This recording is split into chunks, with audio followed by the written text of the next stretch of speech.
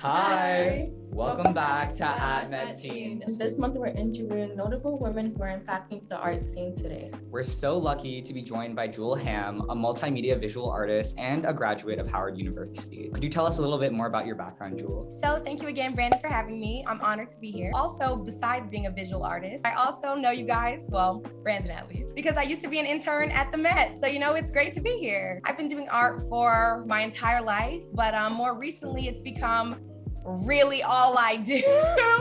So I've really been fortunate enough to be able to be in so many great spaces with so many great people and share the work with. So I'm excited to talk more about it with you guys. So honored to have you here, Jewel, today. So for our first question, we want to know who or what inspires your art? Thank you so much for asking. Who and what inspires my art, because I feel like it's a little bit of both, is my community. Like the people that have been around me for so much of my life have really inspired me to really create an attitude in the spaces that I create visually. So the spirits of so many people that I know personally are in the work. Even some of their likenesses are in the work, and some experiences that we have are in the work. See, the piece I have kind of in draftsman state behind me is a scene from Howard Homecoming, incidentally enough. But just really bringing in things that I've experienced personally, emotionally, but also how my community has helped uplift me during those times. So, there's definitely different facets to it. Is there anything you're exploring or investigating throughout your art?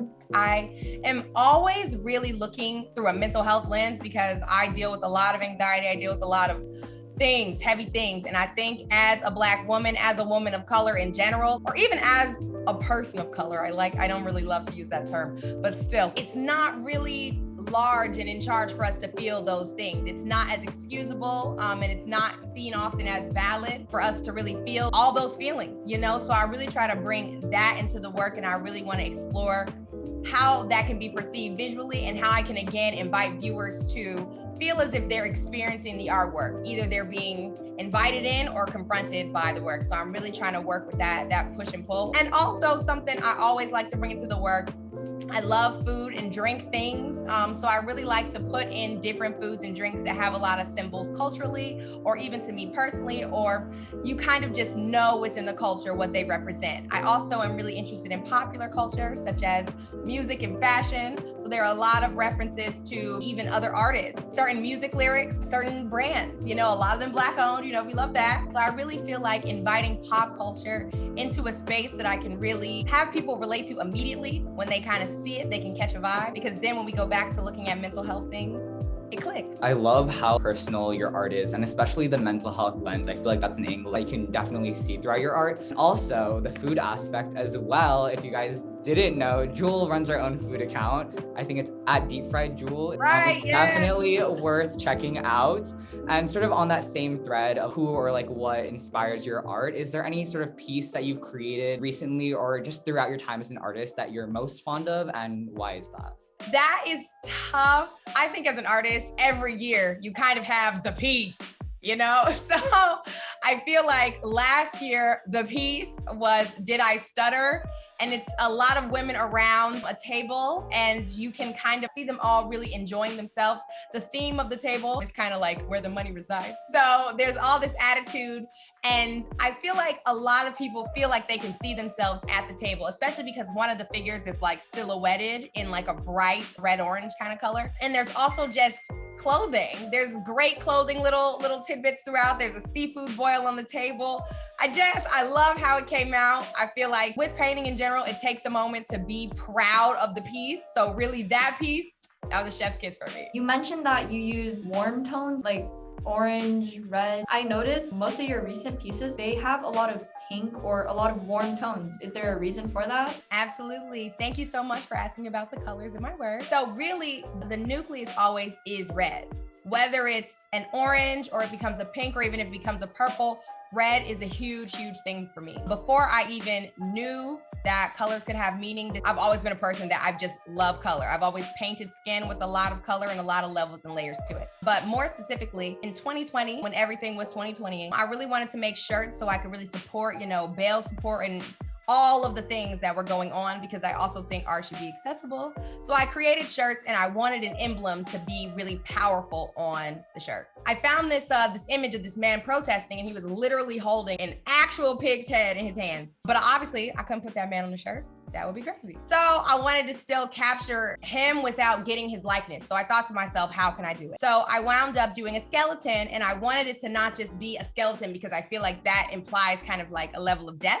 So I wanted to put like a skin kind of around it. And I thought to myself, what color could I use? What color could I use? And I came back to red, and I started to think about how to be Black is to be frustrated. There is no real way around it for us. And even if that anger isn't really always out and about, loud and in your face, I think it's something that we carry with us. But in terms of glorifying trauma, that is something I'm never into and I'm never cool with. We got enough artists that got that going on. So for me, that kind of fury and that frustration, like that's the reason Black people are able to influence culture so seriously. That's the reason we're able to do soul food. That's the reason we can do rap music. That's the reason we can do fashion. Like all these things that we've influenced came from having nothing and being forced to be creative, being forced to do things differently. So that red, whether it may be pink, it may be orange, however it kind of manifests, that red is a bloodline. So I want it to always be the baseline of my work. That's really interesting, and I find it very fascinating how you used red as the baseline for a lot of things. It's like a very powerful color, so I can understand why you used it. Did anyone ever discourage you from pursuing a career in arts? If so, how did you handle the criticism? As an artist, I feel like there's always going to be someone that does not want you to do it, just out of fear, honestly, out of fear. So I feel like that's something that I was raised with, not necessarily in my household. First things first, I'm a little older than you all. So in my day, it was not a thing for people to be artists for a living at all. Like I just didn't know anybody who did it. I'd never heard of it before. However, I still had a super level of conviction that I could. And I think that everyone that really, really has that same conviction within themselves, they can do it too. Also, mastering your craft, that takes the air out of anything that anyone that can discourage you can ever say to you. Because ultimately, when you master your craft, no one can take that from you. Like, it's really kind of like rapping. Like, in a rap battle, you will win. Like, being the best that you can be is something that only you have. That's power that you have. So anytime that you spend dwelling on, should I not, that's time wasted. Anytime anyone told me that I didn't do great, and you know what, sometimes they're right. You know, you can't be right and you can't be the best all the time. But you know, you have to take criticism because this is a critical field as fuel. And you have to burn up, you know? What advice do you have for other young women or other young women of color about pursuing a career in the arts? The advice I have for young women, especially women of color, pursuing a career in the arts is, again, to just do it. Like, come at it full throttle. Also, share as much of your work as you can. Like, this internet is vast, but equally she is small. Like, you never know who might see your work, and you also never know who you might be able to connect with that can maybe help you do better, help you know, oh, this is how I do this, or I met so-and-so that knows this. Maybe you could come with me to this. You know, those little things, they make such a difference in creating a community of people that really want to support you. Because really looking at my own career, so many women have lifted me up. I stand on so many shoulders. I couldn't be here without them. So really, I think finding a strong community and working with other women, like I think that's really powerful. But also, don't let anybody tell you that you cannot. If you have, again, that conviction we were talking about before, if you have that conviction, no one can take that from you. And you don't let them, because ultimately, at the end of the day, it's you. You gotta wake up in the morning, you gotta remind yourself, it's me. Who else? Who else? But equally, if you have that attitude, you have to put the work in behind it. So get to practice. Are there any exciting things that you've been working on? I know that you have like a new show opening up, if you want to talk about that. Yes, I have been doing some exciting things.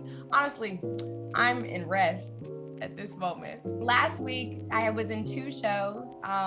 Also, for my New Yorkers, you guys can go see the work in person. I'm at Urban Zen, which is Donna Karen's space, which I was really honored to be there. And I got to work with some amazing people. So many Black artists that I know from online. We worked together before, but also like, it just feels so good to see your peers winning Also, remember that to really be excited for those around you that are succeeding because you're next, like it's in proximity to you. So I think that's something that I'm always excited for. And then also, my solo show opened last Thursday at Stony Island Arts Bank, which is Theaster Gates' space with Rebuild Foundation and Anthony Gallery. And oh my gosh, it was so beautiful. I was so happy with how everything turned out. So I'm excited to see how the show goes. Even though I'm not in Chicago, I'm back in the city. The closing will be sometime mid-April, so I'm really excited to see how everything has turned out. In terms of things that I'm excited for, I'm very much so manifesting RT Vanguard 2022. You guys, nominate your girl. How can people stay updated on your work? You can stay updated with all that I do at Whatever Jewel. And then also, if you guys go on my website, which is the link in bio, the first thing that pops up is a newsletter ad list. So you can also get more regular updates. And then also, if you have any personal questions for me, slide into the DMs.